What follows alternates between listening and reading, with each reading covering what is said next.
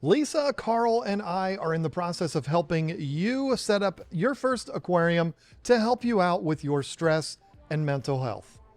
An aquarium on easy mode, if you will. In part one of this series, we talked about the most important decisions that need to be made before you do anything in this hobby.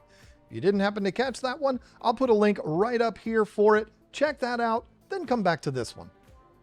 Trust me, you need to know what's in that video.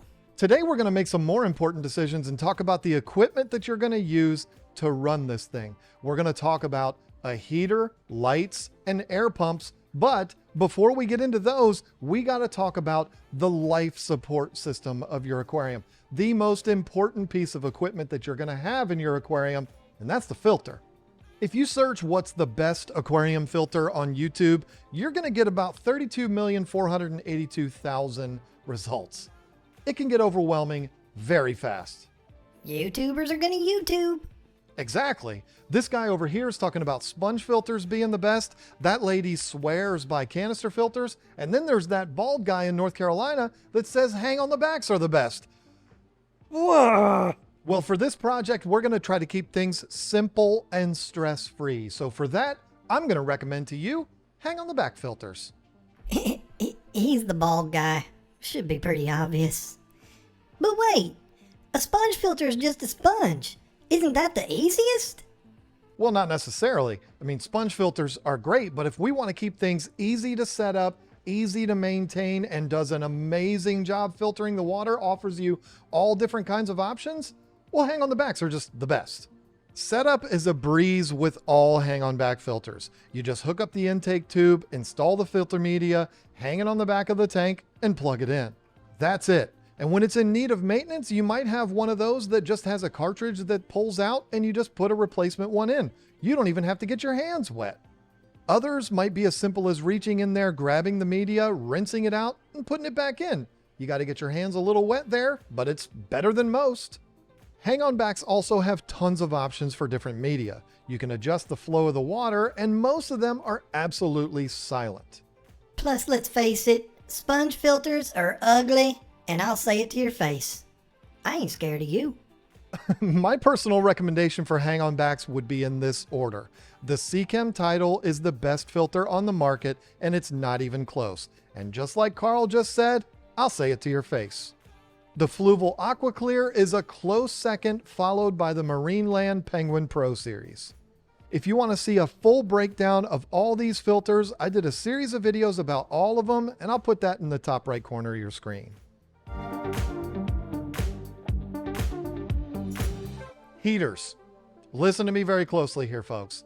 This is not where you want to cheap out. You can buy a cheap hang on the back filter and you should be fine. But when it comes to a heater, we're talking about an electrical device that's plugged into power that has heating elements in it that if it fails can cook your fish, or even worse, burn your house down. Trust me on this one. You do not want to go cheap here. You want the best available. An aquarium heater is pretty simple. It's a device installed into the water that's usually made of glass or titanium that has a thermostat on it. When the water drops below a desired temperature, it turns on and heats the water back up again. This is critical for the health of most tropical fish. My recommendations for heaters would be the Scuba contactless or preset heaters from Seachem with a 5-year warranty, the Fluval M series, and the Eheim Jaegers.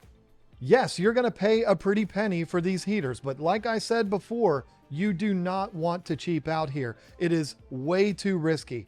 It is absolutely worth the extra money. Those CJ heaters, they're available at keepfishkeeping.com. Air pumps. Do you need them, and are they necessary in an aquarium? Well, yes and no, depending on your situation. If you did the right thing and listened to me and set up a hang-on back filter, an air pump isn't going to be necessary unless you want to run some kind of decoration or an air stone. If you want one of those treasure chests that opens up and the bubbles come out, well then, yeah, sure, you can do that, but you're going to need an air pump. I won't make fun of you, I promise. All right, don't be mean, Carl. But ain't air pumps like little oxygen pumps? No, they simply pump air into the water, which creates bubbles that travel to the top of the tank and pop. This creates water movement, which is what allows for a more efficient gas exchange. Well, your hang on the back filter is doing that for you. It's moving the water at the surface, creating that gas exchange, so it makes an air pump pretty much useless unless you have decorations or you just like bubbles. If you like that kind of thing, then knock yourself out. But if you don't, well, this is something you can skip.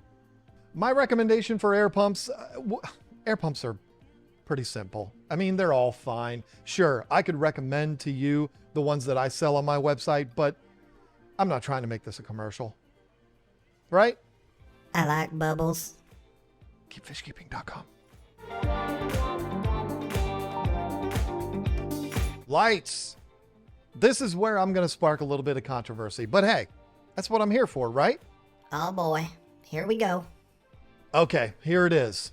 Unless you have live plants in your aquarium, lights don't matter. But wait, what if your fish are afraid of the dark? Well, they're not going to be in the dark unless your aquarium's in a cave. The ambient light coming from your ceiling fans and your windows and stuff like that will be fine. Still seems mean though. Well, look at this tank. The African cichlids in here could care less that their lights are off. They're just as happy as could be and acting completely normal. Now, listen, I'm not saying don't put a light on your tank. I mean, you want to see the fish, right? That's kind of the point. All I'm saying is if you're on a super tight budget, don't get all caught up thinking you have to have the most expensive light because that's what's going to be best for your fish. But I like plants. Well, that's a different story. One of the most important things to plants' growth is light, and the light is going to need to be on a lot. So you're not going to be able to just get by with the ambient light in your room, but you still don't need to go buy the most expensive light out there. When it comes to my personal preference, I'm absolutely infatuated with the Aqualife light we just brought in. It's why we brought it in.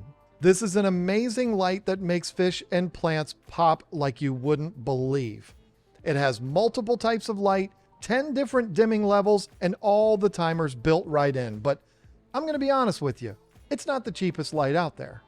If you have plants or you want a light that just looks really good, I could not recommend the Aqualife more. But let's be honest here. Lights are lights. If you have a light out there that you like that is in your budget, then go for it. I don't care what it is, and I don't care where you buy it from, as long as it's not Amazon. Here we go again. No, I'm not going to do that. I'm just being honest here. We need people to buy the lights so you can get me more wet food. We'll be fine. We better be, because I'm looking at a room full of snacks. That's not funny. So there you go. My recommendations for the equipment on your new Easy Mode aquarium are going to be a hang on the back filter, preferably a Seachem Tidal. Get yourself a good heater. Don't buy one of those Bobos off of that site that you know, because you might burn your house down. If you have that hang on the back filter, air pumps aren't going to be necessary, and get whatever light you can afford. Yes, a lot of the stuff that we talked about in this video is available on our website, keepfishkeeping.com. We would love to have you order from us, but if you don't want to do that for whatever reason, go to your local fish store and buy them there. Do not order them from that site that is not to be named.